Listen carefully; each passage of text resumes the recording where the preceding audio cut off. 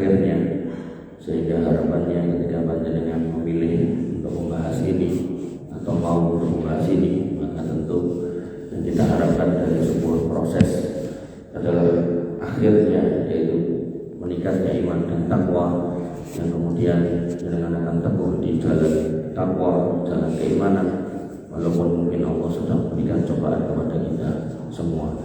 Bapak Ibu yang dirahmati oleh Allah Subhanahu wa taala, dan kalau kita melihat perjalanan para nabi, orang-orang yang soleh, maka hampir semuanya diberikan cobaan, sampai Nabi Muhammad SAW mengatakan innallaha idza ahabba 'abdin ibtalahu, tanda cinta dari Allah Subhanahu wa taala kepada hambanya yang soleh yaitu dicoba, bukan malah dikasih duit tapi malah dikasih cobaan. Sehingga dengan yang hari ini mungkin mendapatkan cobaan, maka bersabarlah karena gak lama panjenengan akan dicoba, paling yo sebentar lagi selesai.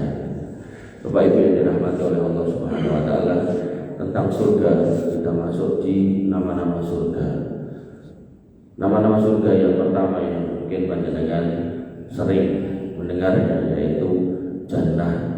Sampai saking senengnya wong tuane ben mlebu surga anake jenenge Miftahul Jannah. Miftahul Jannah. Nah, lucunya kadang Miftahul Jannah terus biasanya perempuan.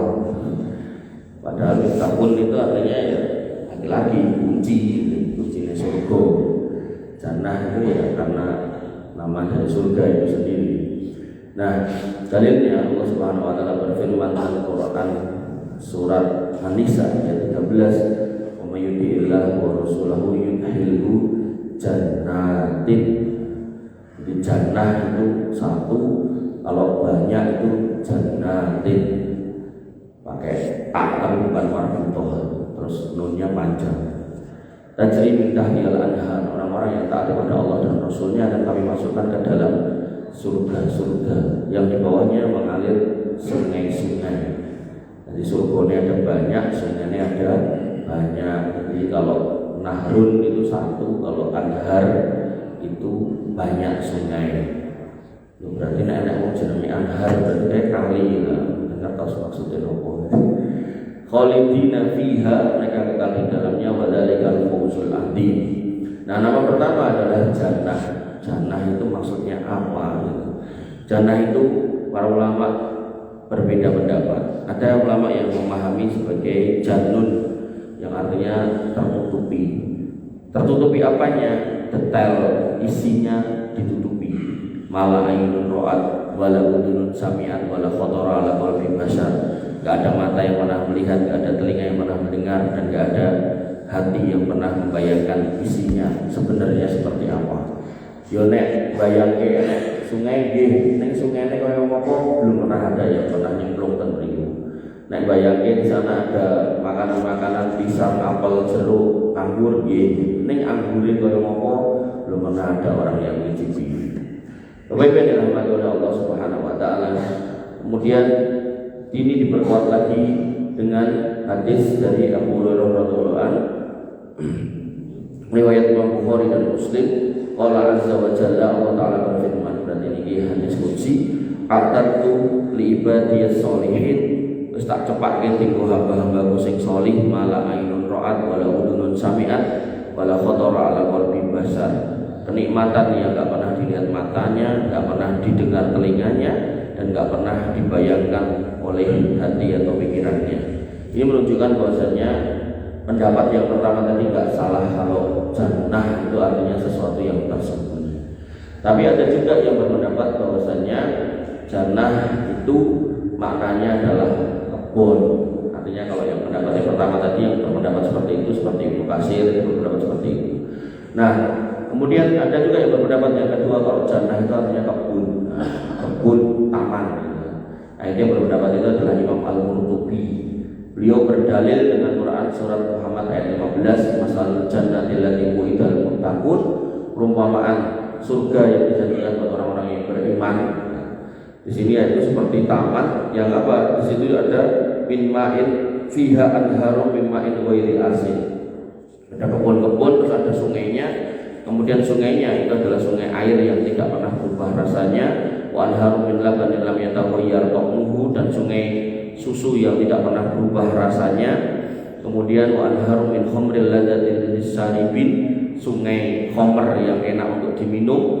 Kemudian wa anharum min asalin musaffar, sungai madu yang murni. Kemudian walahum fiha min kulli tsamarati wa maghfiratun min rabbihim, dan mereka di dalamnya mendapat berbagai macam buah-buahan dan ampunan dari Rabb-nya. Nah, di situ ada buah-buahan, ada sungai-sungai.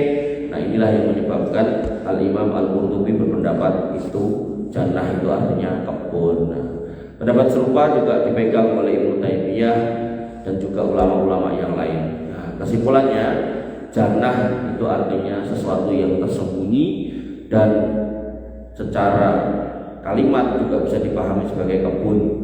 Nek pun kebun itu juga nggak bisa dibandingkan dengan kebun di dunia. Artinya kenikmatannya juga tetap tersembunyi. Jadi dua pendapat itu tidak saling bertentangan, tapi saling menguatkan.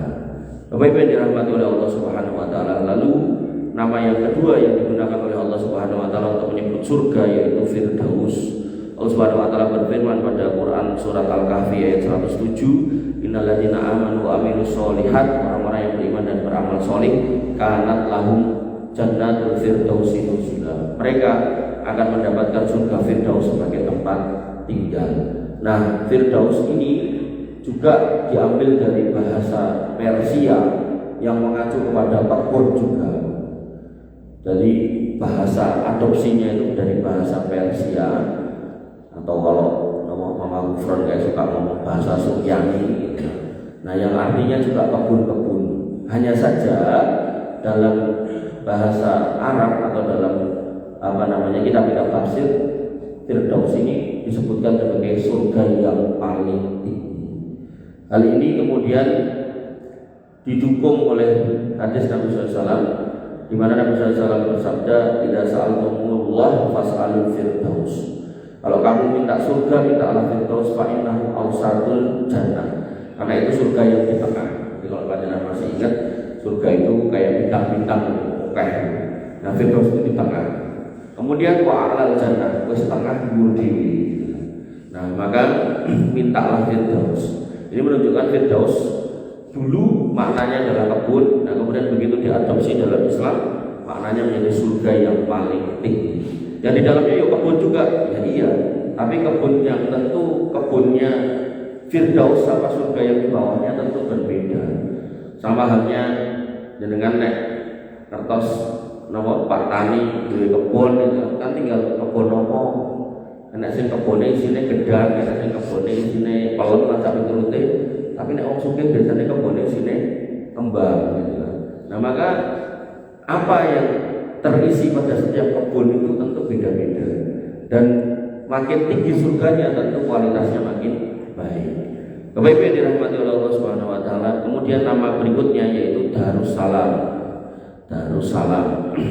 Allah Subhanahu Wa Taala berfirman pada Quran surat Al-An'am ayat 127, lahum darussalam inda rabbihim wa huwa waliyuhum bima kanu ya'malun. Bagi mereka orang-orang yang beriman itu akan disediakan Darussalam pada sisi rohnya, dan dialah pelindung wali bagi mereka disebabkan amal-amal solih yang selalu mereka kerjakan. Nah, ketika kita ngomongkan dar itu artinya rumah atau tempat tinggal, assalam itu artinya keselamatan atau kedamaian. Sehingga makna yang tersimpan dalam Darussalam yaitu menggambarkan tempat yang dijanjikan untuk orang beriman, di mana mereka ketika masuk di situ mereka selamat dari neraka dan kemudian merasa damai dari semua penderitaan yang ada. Jadi sudah gak bakal merasa sakit dengan segala macam sakit, apakah sakit fisik maupun sakit yang sifatnya non fisik, gak akan pernah merasakan lagi. Nah, hal ini diperkuat dengan tafsir dari Ibnu Katsir. Beliau mengatakan bahwasanya Darussalam adalah salah satu nama yang Allah berikan untuk surga karena merupakan tempat keselamatan sejati yang bebas dari segala macam penyakit, kesedihan, dan kesulitan. Dan beliau mengutip Quran surat Yunus ayat 25, Wallahu yad'u ila Darussalam. Allah menyeru kalian menuju Darussalam, wa yahdi may yasha'u ila siratin mustaqim, dan menunjuki siapa yang dikehendakinya kepada jalan yang lurus. Makanya kita sehari 17 kali kita minta ihdinas siratal mustaqim agar kita menjadi hamba yang terpilih untuk ditunjuki jalan yang lurus, yang pada akhirnya kita akan masuk ke dalam Darussalam. Dan beliau menekankan bahwa Darussalam adalah tempat di mana sudah nggak ada rasa takut, nggak ada rasa sedih, dan nggak ada duka cita. Enaknya mau senang. Kemudian Al-Qurtubi berpendapat yang serupa, bahwasanya Darussalam adalah sebutan surga yang dipenuhi dengan keamanan dan kedamaian. Beliau menyebut atau mengutip Quran surat Al-An'am ayat 127, lahum darussalam inda rabbihim wa huwa waliyuhum bima kanu ya'malun. Bagi mereka disediakan Darussalam, yaitu tempat yang penuh kedamaian di sisi Rabb-nya, dan dialah pelindung bagi mereka disebabkan amal-amal yang telah mereka kerjakan. Artinya kalau kita di dunia ini beramal, maka insya Allah kita aman terkendali untuk masuk surga tanpa ada yang menghalangi.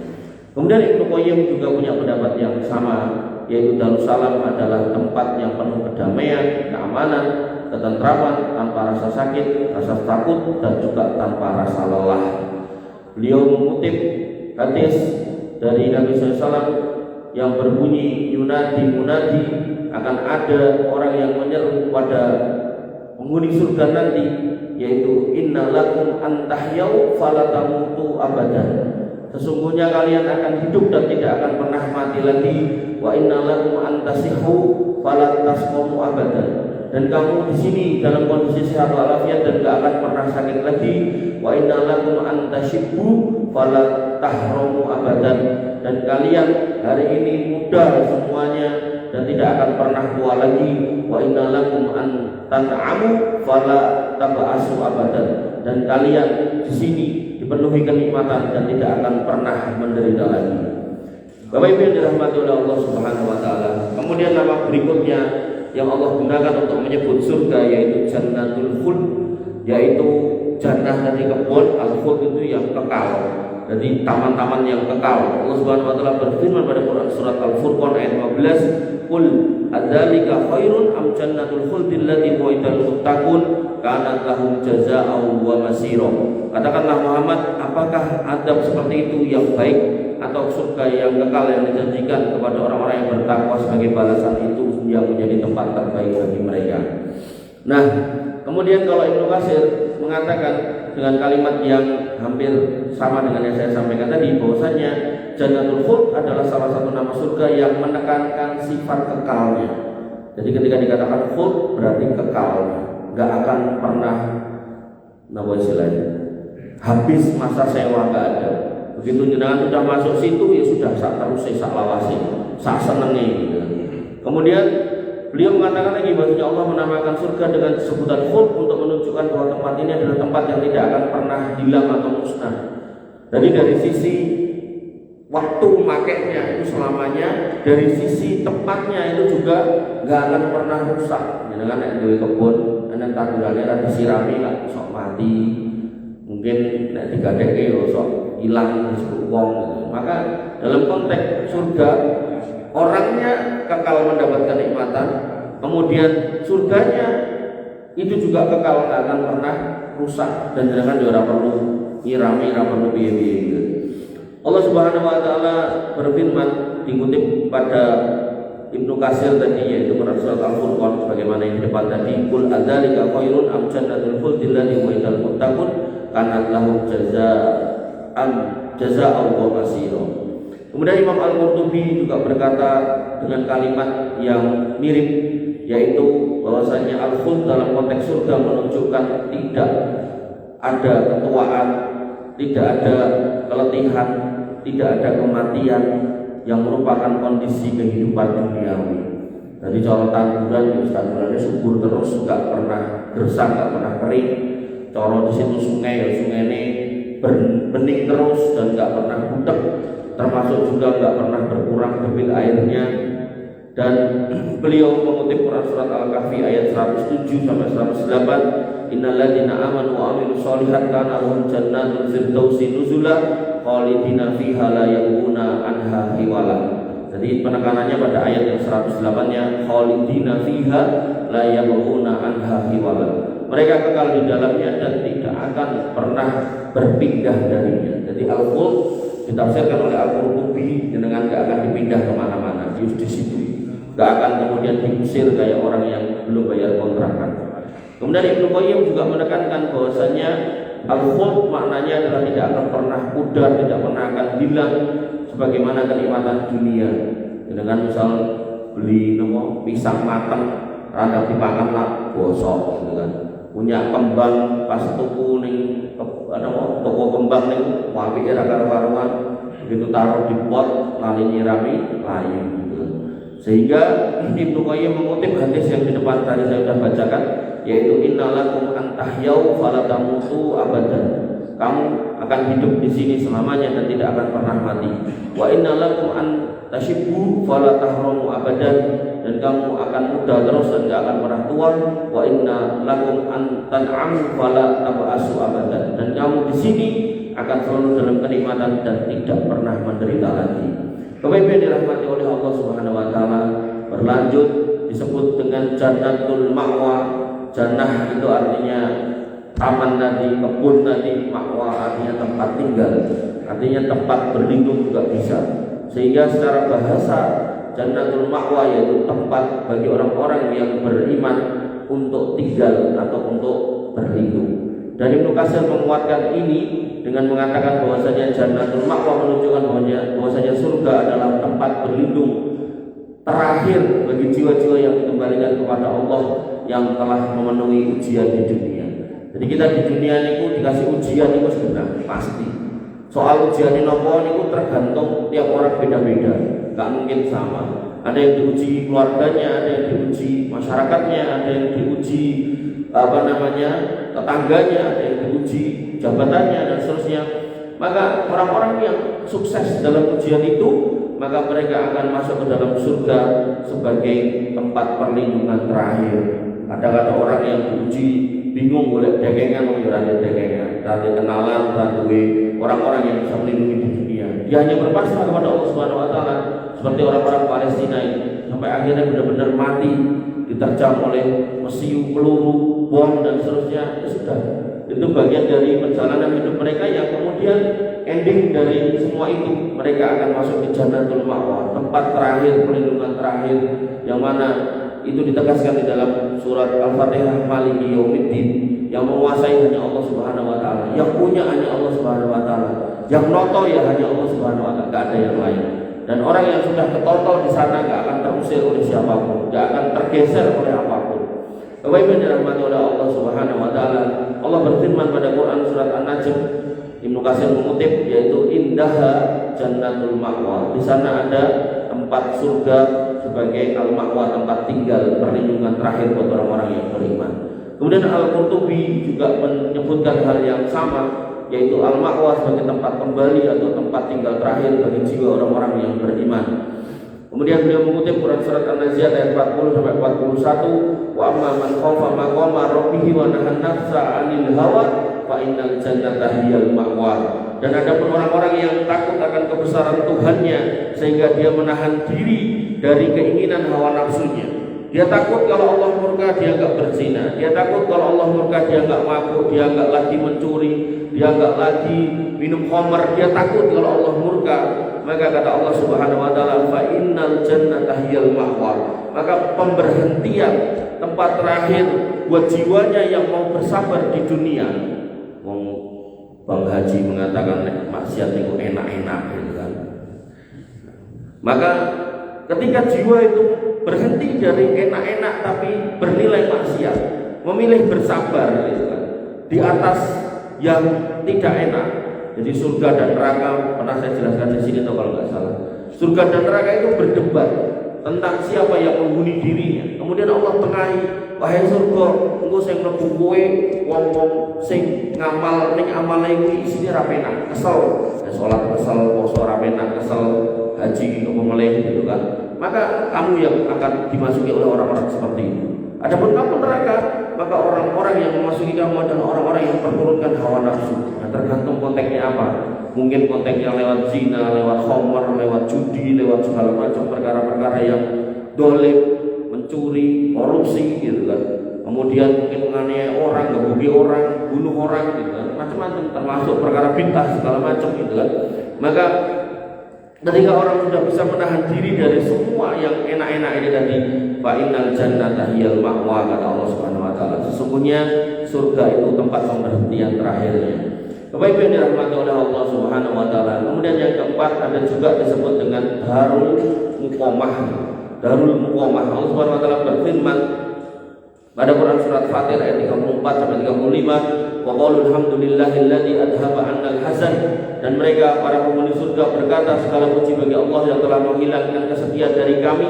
Inna rabbana laghafurun syakur, sesungguhnya Rabb kami Maha Pengampun lagi Maha mensyukuri. Mensyukuri itu di sini maksudnya ketika seorang hamba ini beramal saleh, maka Allah pasti membalas dengan balasannya lebih baik. Alladzi ahallana darul muqamah, sungguh Rabb kami benar-benar Maha Pengampun mensyukuri yang memberikan karunia kami, yaitu menempatkan kami ke dalam tempat yang al-muqamah. Nah, muqamah di sini adalah tempat yang didiami atau ditinggali, sehingga Darul Muqamah memiliki makna yaitu tempat bagi para penghuninya untuk tinggal di situ selama-lamanya tanpa ada lagi pemindahan, penderitaan dan kematian. Hal ini dikuatkan oleh Ibnu Katsir. Beliau mengatakan bahwasannya surga itu adalah tempat orang-orang yang beriman, di mana mereka tidak lagi akan merasakan sakit, lelah, mati, tapi yang ada adalah hidup yang kekal dan kenikmatan yang abadi. Dan beliau juga mengutip Quran surat Fatir ayat 35 tadi yang saya bacakan. Imam Al-Qurtubi juga punya pendapat yang sama, bahwasanya Darul Muqamah yaitu tempat berdiamnya orang-orang yang beriman, dan mereka tidak akan pindah lagi. Jadi kalau sudah muqamahnya semikon orang yang ini. Makanya kadang nama orang tua ini atau anak ini tak gawe omah ning kene, ojo ning di bahasa kayak gitu. Maka apa namanya? Ketika surga dikatakan Darul Muqamah, maka mereka nggak akan kemana-mana. Dan proses sudah dilewati dari mulai fitnah kubur, kemudian padang mahsyar, hisab, mizan, haud, kemudian sirat, kemudian kontoroh. Begitu sudah mengetuk pintu surga, udah masuk situ, nggak usah keluar lagi. Dan kadang ada anak itu di sekolah ini metu, pindah pondok nanti metu gitu kan. Maka orang-orang yang sudah masuk surga nggak mungkin akan mau keluar lagi, dan juga nggak akan dikeluarkan dari sana. Bapak Ibu yang dirahmati oleh Allah Subhanahu wa taala. Kemudian ada juga Jannatul Adn, Jannatul Adnin. Allah Subhanahu wa taala berfirman pada Quran surat Shaf ayat 12, wa masakin thayyibatan fi jannati adnin dzalikal fawzul adzim. Maka ketika dikatakan Jannatul Adn, maka jannah itu taman atau surga, kemudian Adn juga bermakna tempat menetap atau tempat permanen. Sehingga Jannatul Adn yang dimaksudkan adalah tempat tinggal yang abadi, permanen. Dari sisi tempatnya itu nggak akan kemudian rusak. Dan kemudian Ibnu Katsir juga mengatakan hal yang serupa, bahwasanya Jannatul Adn menunjukkan keabadian, kekekalan surga yang mana para penghuninya akan tinggal di sana selama-lamanya tanpa ada perpindahan atau kematian. Beliau mengutip Quran surat Maryam ayat 61, Jannatul Adnin allati wa'ada ar-rahmanu ibadahu bil ghaib innahu kana wa'duhu ma'tiya, yaitu surga Aden yang dijanjikan oleh Allah Subhanahu wa taala yang Maha Murah kepada hamba-hambanya, sekalipun surga itu tidak nampak, sesungguhnya janjinya itu pasti akan ditepati. Artinya kalau sekarang jangan dari dalam surga, ya memang kita hidup di dunia, maka insya Allah Allah itu nggak akan pernah mengingkari janji. Innallaha la yukhliful mi'ad, pasti. Kemudian Imam Qurtubi juga mengatakan hal yang serupa, bahwasanya Jannatul Adn adalah tempat di mana orang-orang beriman akan menikmati kebahagiaan, kedamaian tanpa akhir sebagai bentuk rahmat dan karunia dari Allah Subhanahu wa taala, dan menepati asma Allah yaitu Ar-Rahim, bahwasanya rahmatnya hanya akan diberikan kepada orang-orang yang beriman saja. Beliau mengutip Quran surat At-Taubah ayat 72, wa'adallahu al-mu'minina wal mu'minat jannatun tajri min tahtihal anhar khalidina fiha wa masakin thayyibatan fi jannatin adnin wa ridwanu minallah akbar dzalika huwal fawzul adzim. Allah menjanjikan kepada orang-orang yang beriman laki-laki dan perempuannya akan mendapatkan surga yang di bawahnya sungai-sungai yang mengalir, mereka kekal di dalamnya dan mendapat tempat tinggal yang baik di surga Aden, dan keridhaan Allah itu lebih besar, dan itulah keberuntungan yang besar.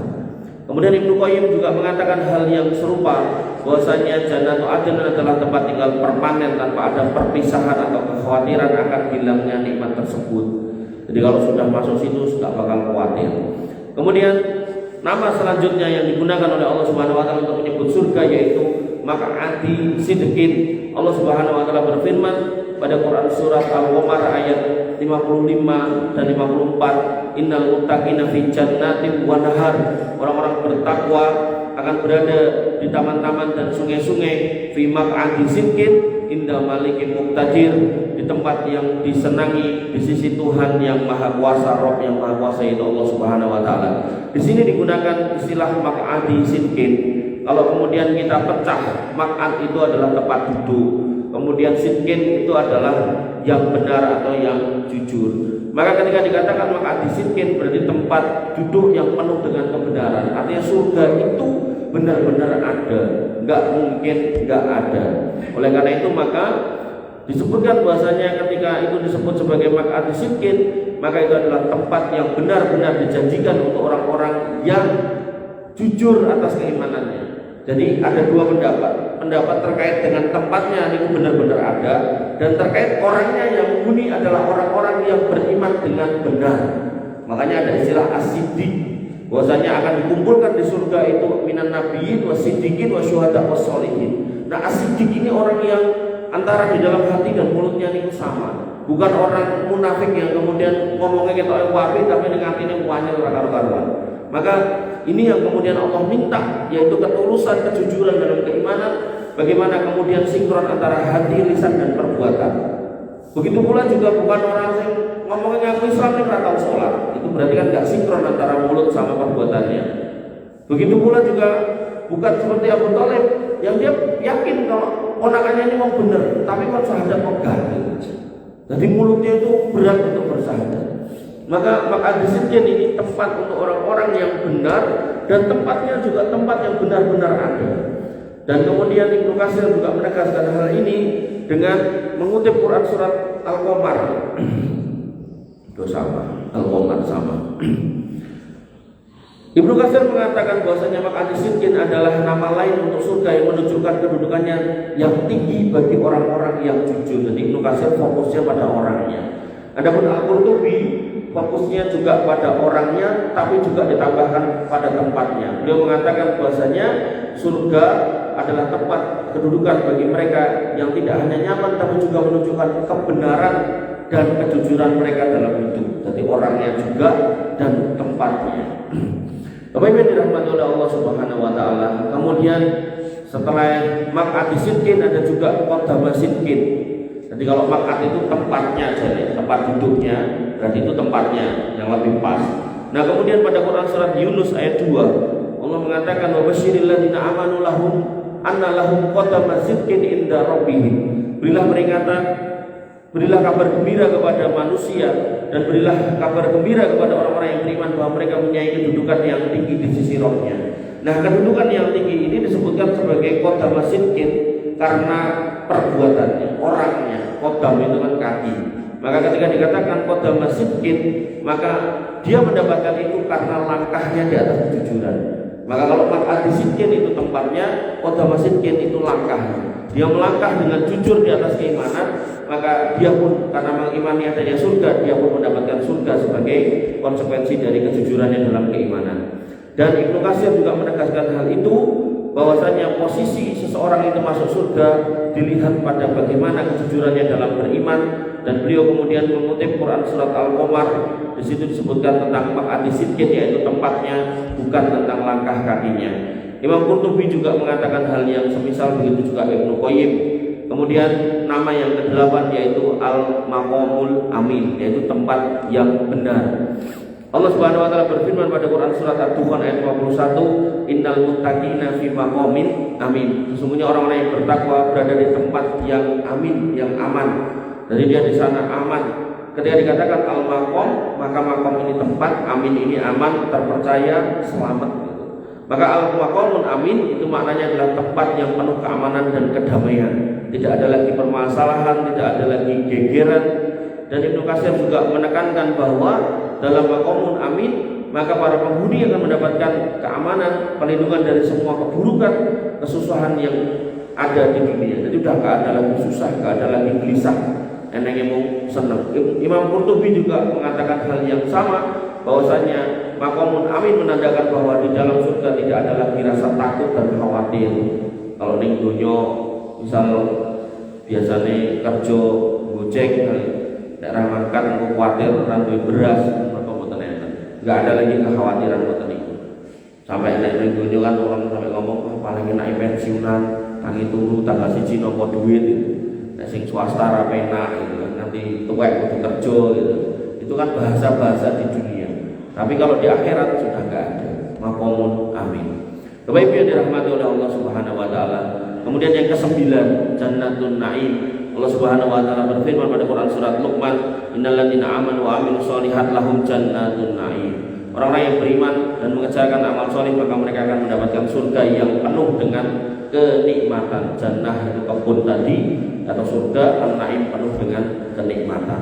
Ibnu Katsir kemudian mengutip Quran surat Al-Baqarah ayat 82. Pada Quran surat Al-Baqarah tadi Luqman ayat 82 bunyinya hampir sama, yaitu innalladzina amanu wa 'amilus shalihat kanat lahum jannatun na'im. Orang-orang yang beriman dan beramal soleh mereka mendapatkan jannatun na'im. Imam Al-Qurtubi menjelaskan bahwasanya jannatun na'im menunjukkan keadaan yang selaras dengan kebutuhan. Jenengan butuh apa dikei, selaras juga dengan keinginan, pengennya apa dikei. Sampai dalam bab surga itu ada wanita yang di dunia niku boten saged gadah putra, ternika niku njaluk anak. Diizinkan oleh Allah Subhanahu wa taala untuk meteng, tapi yang sedelok lahiran yo cepet gampang, duwe anak disusoni yo sedelok, dadi ora terus napa 2 tahun susoni mboten. Sedelok ben ngrasake rasane meteng lairke karo susoni coba. Niki nek dipikir-pikir niku kan kondisi yang bukan perkara yang enak jadi kok malah dijaluk, tapi karena mungkin dia pengen banget ngrasake. Wong wis donga wis berobat wis macam-macam, bayi tabung segala macam dilakoni, tak pirang-pirang diayai tapi ora dadi. Dia minta surga dan dikasih oleh Allah Subhanahu wa taala dan cepat semuanya prosesnya cek gitu. Bapak Ibu yang dirahmati oleh Allah Subhanahu wa taala, setunggal oleh mboten 9. Nah, maka ketika kita kumpulkan nama-nama surga, di situ ada jannah, kemudian ada jannatun na'im. Jannah artinya kebun, jannatun na'im yang penuh kenikmatan. Kemudian ada jannatul firdaus, surga yang tertinggi. Kemudian ada jannatul khuldi, yaitu surga yang kekal. Kemudian ada darul muqamah, yaitu tempat yang abadi dengan boten bakal digeser. Kemudian darussalam, tempat yang penuh kedamaian. Kemudian ada maq'atis sidqin, yaitu tempat yang penuh kebenaran, tempatnya benar. Kemudian ada qadam sidqin, yaitu tempat yang jenengan gapai karena jenengan melangkah di jalan yang benar. Kemudian jannatul ma'wa, yaitu tempat perlindungan terakhir karena sudah mentok gitu kan. Mentok udah enggak ada lagi jalan setelahnya. Artinya nek wis surga yo wis, ora usah dadak golek. Barangkali nek apa nek amalan surga meneh ning dhuwur surga boten pun mentok ten mriku. Makanya para ulama punya rumus yang namanya dunia itu darul amal, akhirat niku darul jaza. Ngamal itu penting. Nek ten mriku wis rasa gagas ngamal, ten mriku mung hari seneng-seneng. Nah, kemudian maq'adi jannatul na'im, maq'adi na'im, kemudian jannatul adil, yaitu surga yang di bawahnya mengalir sungai-sungai. Lah niku 10 nama itu tadi nek dirangkai dalam sebuah kalimat, maka iki mau mulo tangi jam 1:30 terus niki tak rampung. Soalnya nek turu meneh kok gak kawan. Niki nek disimpulke 10 nama tadi, maka surga disebut sebagai jannah, yaitu taman yang indah dan merupakan jannatul na'im yang penuh kenikmatan, yang di dalamnya terdapat jannatul firdaus, yaitu surga yang tertinggi, tempat kedudukan yang paling mulia, dan di sana banyak kenikmatan yang gak ada batasnya sehingga disebut sebagai maq'adun na'im. Kemudian di sana juga terdapat sungai-sungai sehingga disebut sebagai jannatul adil. Kemudian panjenengan di sana selama-lamanya maka disebut sebagai jannatul khuld, dan di sana jenengan ayem tentrem sebagai perlindungan terakhir itu disebut sebagai darul muqamah. Kemudian di sana jenengan selamat maka disebut sebagai darussalam, dan jenengan di sana mendapat perlindungan yang paripurna. Ketika orang di dunia sudah nggak ada yang bisa melindungi, maka di akhirat semua orang beriman akan dilindungi di bawah lindungan Allah Subhanahu wa taala, maka disebut sebagai jannatul ma'wa, dan semua itu jenengan gapai karena kejujuran iman jenengan dalam melangkah di dunia, maka Allah berikan tempat yang jujur yang benar-benar ada, itu yang disebut dengan maq'adu sidqin. Bapak Ibu yang dirahmati oleh Allah Subhanahu wa taala, sampun selesai pada pagi hari ini tentang nama-nama surga. Insya Allah kalau Allah berikan umur yang panjang buat kita semua, kita akan ketemu lagi minggu depan untuk membahas tentang pintu-pintu surga. Jadi jenenge lawange ya, aku lagi ngomong ke isine ya. Dan nanti malam insya Allah kita bahas tentang bab riba. Jadi sakjane kalau mboten pengen bahas riba dalam, tapi kemarin saya bahas di satu masjid kok gayeng rame, barangkali nanti pakai gayeng, maka ya kalau dengan longgar selo monggo barisa dibahas tentang riba. Dan itu kita mau bocoran sedikit, riba itu membuka pintu dosa 73 dosa besar. Ada hadis yang lain 72 dosa besar. Dosa sing paling ringan itu setara dengan berzinanya anak laki-laki dengan ibunya. Padahal dosa zina itu wis gede ketika dilakoni dengan wong sing ra dikenal. Nah, nek dilakoni karo wong sing dikenal itu tambah gede, luwih gede meneh dan paling gede ketika zina dilakukan dengan mahramnya, dan parah meneh dilakukan dengan orang yang melahirkannya. Nah, itu dalam bab riba itu sebagai dosa sing paling kecilnya. Jadi dosa riba itu membuka 70 pintu dosa besar, 72, 73, dan yang paling ringannya itu setara dengan anak laki-laki yang berzina dengan ibunya. Karena anak wedok zina karo pak piye padha wae gitu kan. Padha wae kelirunya, padha wae parahnya. Maka ketika ngapunten nggih, jenengan kemudian lihat enek orang meteng di luar nikah, jenengan iso unek-unekke, iso nesu, iso gak setuju, iso marah. Tapi kok kemudian setelah itu jenengan pulang gawa napa motor kreditan riba. Nah, ini kan hakikatnya sebenarnya sing jenengan gawa secara dosa itu luwih gede tinimbang sing jenengan protes tadi. Makanya saya memohon atau meminta panjenengan yang longgar gitu kan, era longgar ya dilonggarke jane gitu kan. Agar kemudian dugi binara gitu kan untuk bahas itu dan jenengan tekok ya. Termasuk arisan motor, arisan haji, arisan umroh, arisan mas-masan, termasuk misal kemarin ditanya nek ngutang ditambahi ra entuk, nek ngutang dikelongi entuk ora. Utang saiki to balik ke 800 entuk ora dan seterusnya. Saya berharap panjenengan bisa napa istilahnya mengkomunikasikan itu, bertanya, diskusi, sehingga panjenengan harapan saya iki lho ndak ada aneh-aneh telu niku. Ini kan ngomong ke akidah, maka di sini ibadah, nah muamalah ini dengan aman. Dan muamalah yang sering orang itu luput masalah riba. Kenapa?